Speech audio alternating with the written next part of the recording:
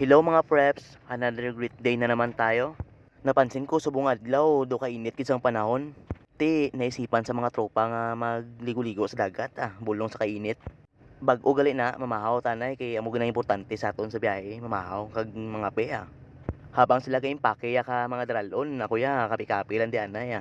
Busing di ba? Oo sila nang agad, sila ubra Di bago magdiretso-diretso amon nga biyahe, hapit kami na di sa prutasan sa Tupi. Among gina landmark diri nga prutas. Kada biyahe mahapit gina diri mga taga Marbil. Di kay sila nanaog man, ako manaog man nagbakal kuya dilata para pang dipinsa pipers ba. Kung gutumon taya kundi may pagkaon taya dayon. Di sila naghapit man na mahaw, ako na mahaw man kuya, may wow ulam kuya nga dala. Pastil lang katapat sinaya, 20 pesos lang okay na, di ba? Solid. Hapit kami na di sa palengke isang pulumulo kuha. Kay kadaligo namon diri kami gahapit kay mas barato na, mas damo ka papilian. Diri na ta mabakal sa mga panyapunon ta karon pamahaw sa haga kag panyaga masudto. Barato abi diri isda, karne, damo diri pilian. Barato tanan. Kag isa sa mga namitan ko di pamahawon ng ilang chorizo na may tamit ang lasa. Kag ang timplada ayos kayo. Ari pang balbakwa namon yo, damo tanan makaon ta siniya. Dakong aulo. Itlog para sa aga, pamahaw. Bites na na. Siyempre hindi pagkalimtan ang bugas kaya mo ganang yung pinakaimportante sa tanan.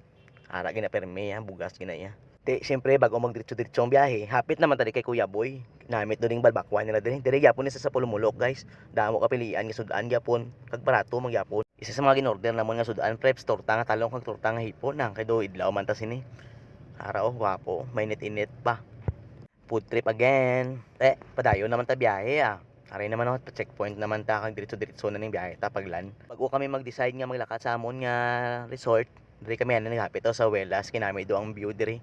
So ma-sightseeing tanay sa dagat kay unwind kumbaga hablaw kag dala na lang dulo kapi-kapi naman liwat. Kay no naman yung oras niyo.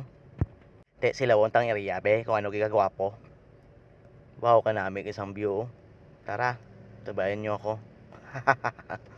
Amo din yung ginatawag nila nga lambingan pre. Di kung may mga uyag ka mo kabit-kabit man diri nyo dalaw dalom sang puno. Diri ka mo kupo-kupo. Di bala? Perti ka gwapo sang hangin diri maka-relax gid. Bago kami mag-proceed sa amon nga kadtuan, diri tanay Lantaw sa dagat. Kay balaan mo stress man ta sa trabaho balaw kailangan ta man mag-connect sa nature para unwind man kumbaga ba. Kalain man ng puro trabaho lang, enjoy lang anay. Kis